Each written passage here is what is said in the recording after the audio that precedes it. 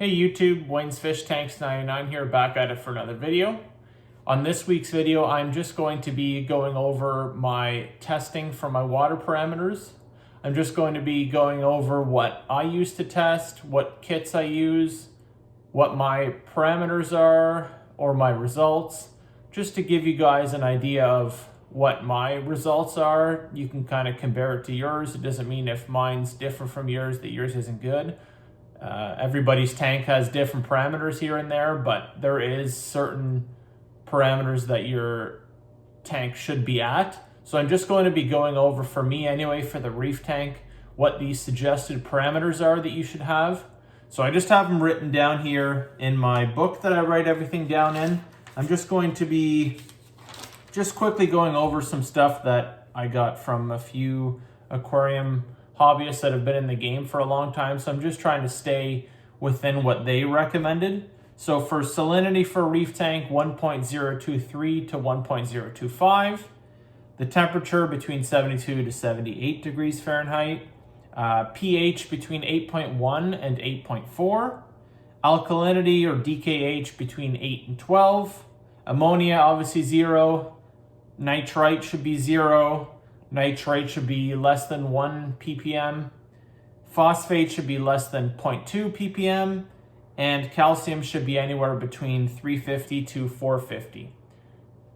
So yeah, I'm just going to go and show you guys quickly what I use for test kits. So number one is the Fluval test kit. So it measures pH, nitrite, nitrate, as well as ammonia.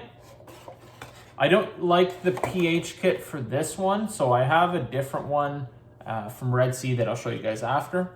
My calcium test kit is from API. The pH and alkalinity one that I use is from Red Sea. And the phosphate one I test is also from API. So I know there's a lot more tests out there. You could be doing tests for 20 different parameters, but these are the main ones that I like to focus on.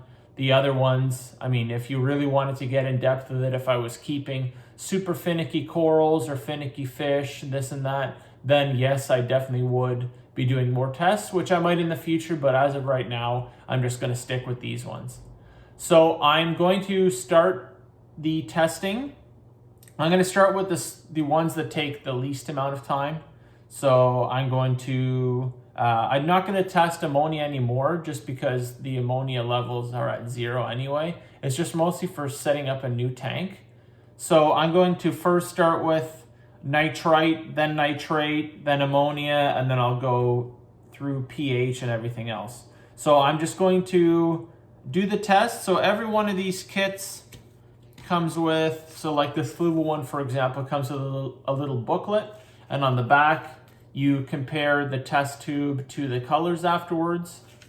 So for this one, it has specific instructions.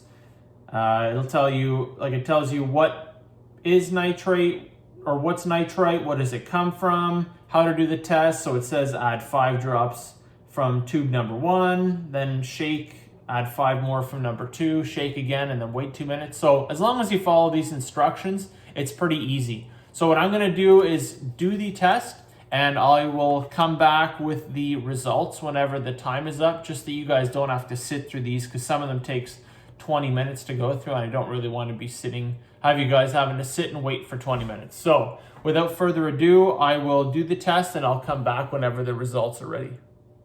So as you can see, it's pretty much crystal clear. There's pretty much no color there, so that to me is less than 0.1.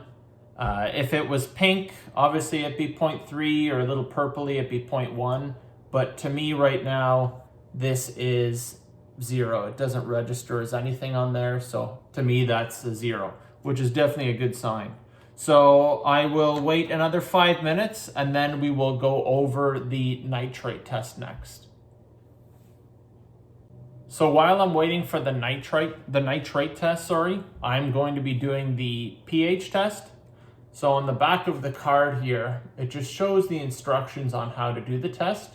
So we'll go through it together. That way we can just quickly go through how it's done, how I do it. So number one step, I have a bowl of salt water from the aquarium. So with your syringe, take out 5 milliliters of water. You're gonna put it in your test tube. Okay.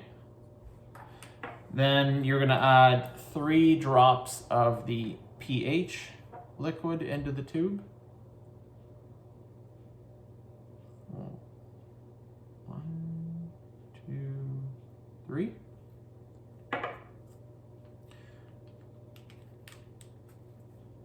Then you put the cap on, shake it for 10 seconds, and then compare the colors.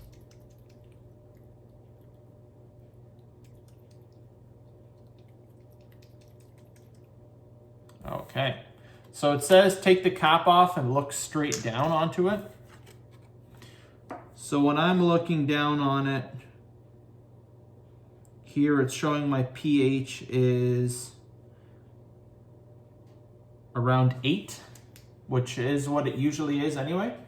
So then when I compare it to my last week's test, it was 8.2, 8.2. So yeah, so between 8 and 8.2, that's usually what I'm generally at. I know it's a little bit low, but I do use a lot of crushed coral in the tank, so that's why my pH is a little low. But anyway, anything between 8 and 8.5 to me is good enough. I heard lots of people run it at 8 and everything seems to be fine. So yeah, I'll give you guys a quick look at what it looks like. It's gonna be harder to tell here, but when you look at it from the top down, it definitely is between the 8 and the 8.2. So, but yeah, I'm gonna go over the nitrite test shortly. Okay, so next is the nitrate test. So the 5 minutes are up for the test, and these are the results. Move this out of the way. I know it's hard to see with this test tube, but maybe I'll put it on this side. So as you can see, it's pretty clear again. There's a hint of pink, but it's not enough to be on the saltwater side here. It's not enough to be the top, which is 5 parts per million. So again, that's, if I hold it up to the top here, you can see it's pretty much clear. So I'm gonna register that as a 0 as well. And then next we have calcium. We're gonna have the alkalinity or KH, and then we have phosphate to do still. So I'll come back to you guys when that's ready. Okay, so we're ready with the phosphate results. So I'm anticipating about a 0.2, 0.25. Mine's never been at exactly 0. So it's gonna be hard to tell with the light, but when I hold it up here on my side, I can see it's at 0.25, which is usually what I'm at anyway. So I have phosphate pads in there since mine does sometimes creep up to 0.5, but then it always brings it back down. So yeah, so I'm gonna record that at 0.25.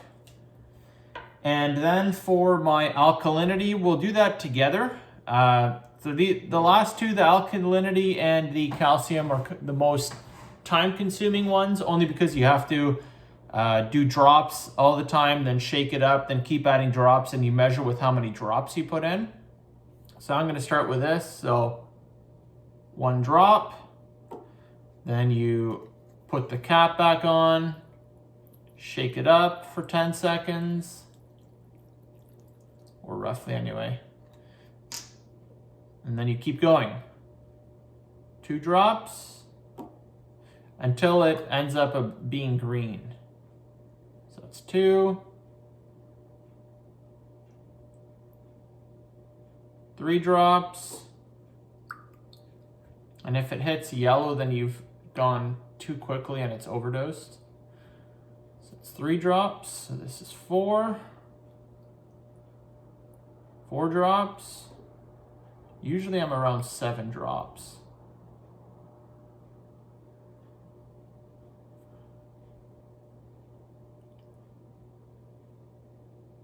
5 drops.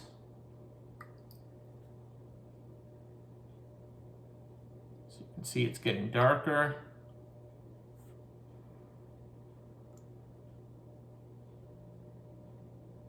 6 drops.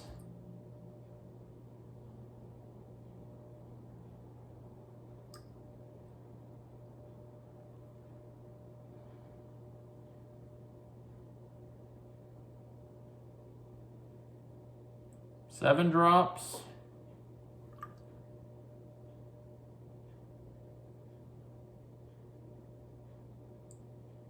And there, it's pretty much green. I'll add one more, and then if it turns to yellow, then obviously the 8 was too much.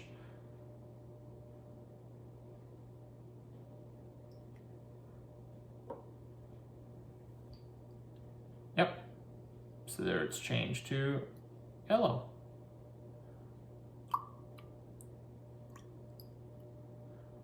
So there we go. So we know we have 7 drops, which is, I believe, what I was at last time. Yeah, 7 drops. So it always means that alkalinity is a little bit low, so I can always add something to raise the alkalinity, but for now I'm just going to keep it. That's how it's always been. I haven't had any issues yet for the last while, so there doesn't seem to be any issues. But again, if something ever does arise, I can always boost my alkalinity as well. So the last one I'm going to do is the calcium. We won't go over that together because that one I have to add about 20 to 25 drops and it takes a long time. So I'll come back when the results are finished with that. Okay, and finally I finished up the calcium test. So at the end the bottle turns a nice blue, and you just count however many drops from when it turns, like when you start adding drops, it'll start off pink and then it'll change to purple, and then once it's purple there's about 2 more drops until it changes to the blue. So right now I was at 23 drops, which is the same as I've always been. So 460 parts per million of calcium. You want to be around, what did I write down? Between 350 to 450. So right now I'm at about 460. I just did a water change the day before, so it's naturally going to be a little high now, but as calcium starts to evaporate out and it's used up by corals and stuff, it will slowly drop. So I'm usually around 460 anyway, which is my baseline, which is what I've always been, which is good. So that's going to be it for this video. I hope you guys learned how to do the test. If you haven't done it before, what I test for, and if you guys have any tips or any pointers or anything, just feel free to leave it in the comment section below. For next week's video, I'm not sure exactly what I'll do yet. I'll probably do an informative video on something that I come up with. So yeah, thank you all very much for watching the video, and I hope you guys take care. Bye-bye.